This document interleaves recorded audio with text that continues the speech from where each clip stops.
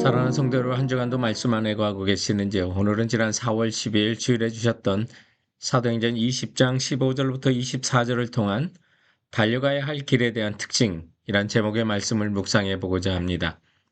사도 바울의 제3차 선교여행은 에베소에서 3년의 사역으로 아시아 복음화의 기초를 놓은 후에 다시 마게도냐를 거쳐 헬라 곧 그리스에 전도했던 교회들을 돌아봅니다. 그리고 사도 바울은 다시 마게도냐를 거쳐 돌아오면서 사도행전 20장 1절부터 12절에 나오는 죽은 유도고를 살렸던 드로아에 거쳐서 이제 배를 타고 또 에베소 근처에 밀레도까지 이제 도착하게 됩니다.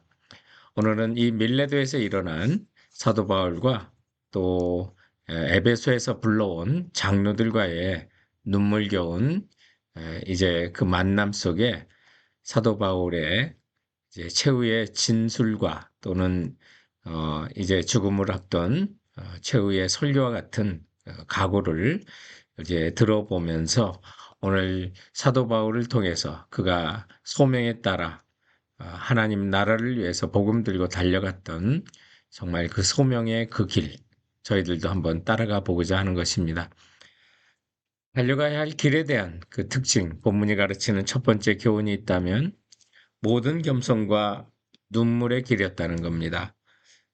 오늘 저희들의 본문 17절부터 19절까지 보면 바울이 밀레도에서 사람을 에베소로 보내어 교회 장로들을 청하니 오매 그들에게 말하되 아시아에 들어온 첫날부터 지금까지 내가 항상 여러분 가운데서 어떻게 행하였는지를 여러분도 아는 바니 곧 모든 눈물과 모든 겸손과 눈물이며 라고 말합니다.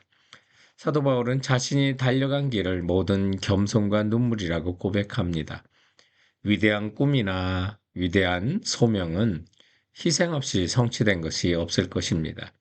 사도 바울도 그의 소명을 성취하기 위하여 모든 겸손과 눈물로 희생의 값을 지불했던 것을 보게 되죠. 겸손한 사람이 사람을 얻는다고 하지 않습니까? 사도 바울은 갈수록 겸손해지는 걸 느낍니다.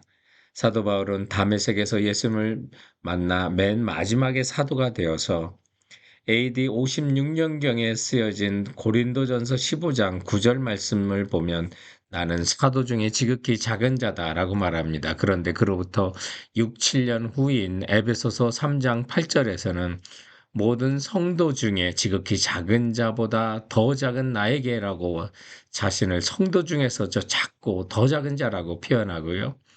그로부터 2, 3년 후에 쓰여진 디모데전서 1장 15절 말씀에 보면 죄인 중에 내가 괴순이라 하면서 세월이 가면 갈수록 더 낮아지는 모습을 보입니다. 그리하여 베드로전서 5장 5절에 있는 것처럼 하나님께서 교만한 자를 대적하시되 겸손한 자들에게는 은혜를 주시느니라 말씀처럼 사도 바울은 진정으로 은혜를 누리는 자가 되죠. 또한 사도 바울은 예수님을 증거하는 길을 걸어가며 끊임없이 눈물을 흘렸음을 고린도후서 11장 23절부터 27절을 통해서 우리는 알 수가 있는 거죠. 그런 바울이 이제는 예루살렘에 올라가며 고난을 당할 것이라는 성령의 예언을 받고도 오직 성령이 각성해서 내게 증언하여 결박과 환란이 나를 기다린다 하나 기꺼이 예루살렘으로 가겠다고 말하는 것을 봅니다.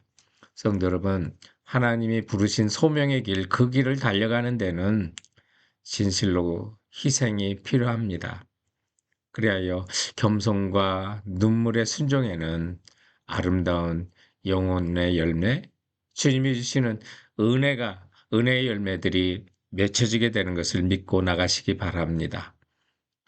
주 예수께 받은 사명을 위해 달려가는 길의 특징 두 번째는 시험을 참고 주를 섬기는 것이라는 사실을 기억하게 합니다.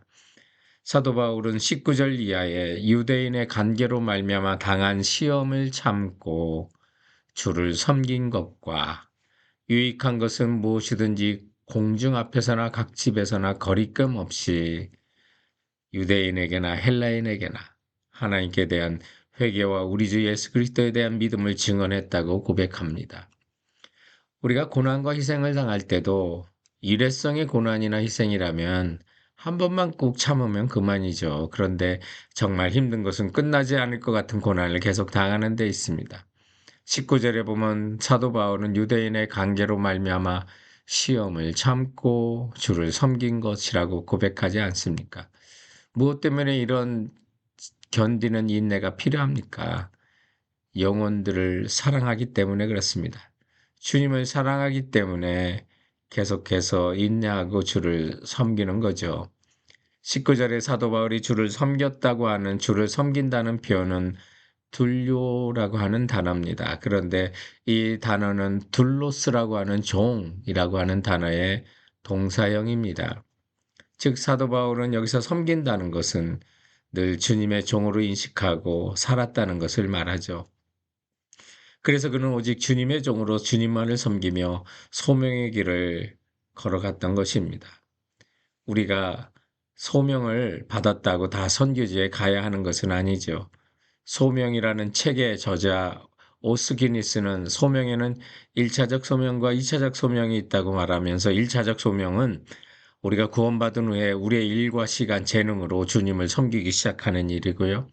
2차적 소명은 어떤 특정한 장소에서 특정한 과업으로 주님의 부르심을 순종하고 나가는 것이라고 말합니다. 여러분, 우리 성도는 1차적 소명인과 또 2차적 소명 모두 우리는 그 부르심에 감당하며 나갈 수 있는 성도가 되어야만 합니다.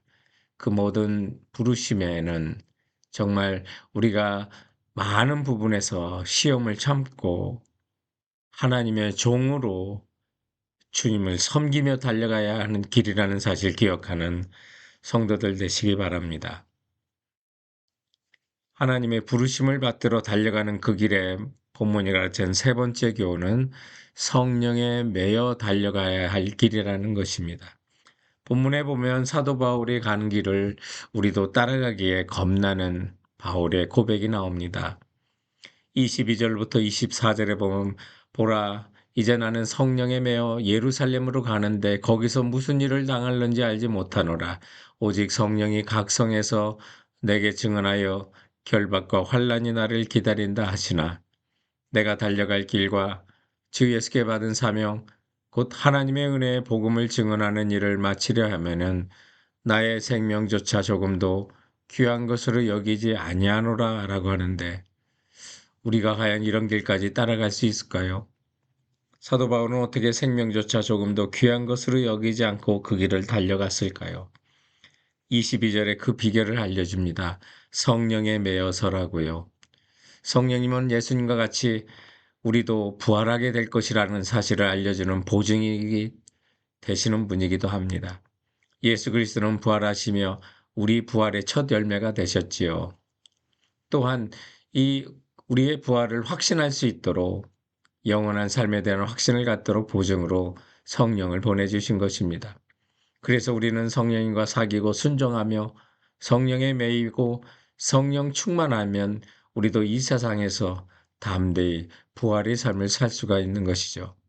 부활의 삶이라는 것은 예수 그리스도의 부활을 믿음으로써 죄와 죽음의 공포에서 벗어나 일상에서 새로운 소망과 승리를 누리는 삶을 말하는 것입니다.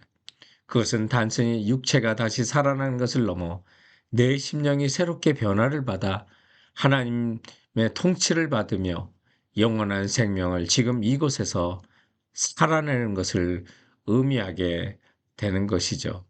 그러므로 사랑하는 성도 여러분, 우리도 성령 충만하고 성령에 매여간다면 오늘 주님이 부르신 그 길을 두려움 없이 우리는 따라갈 수 있게 되는 것입니다.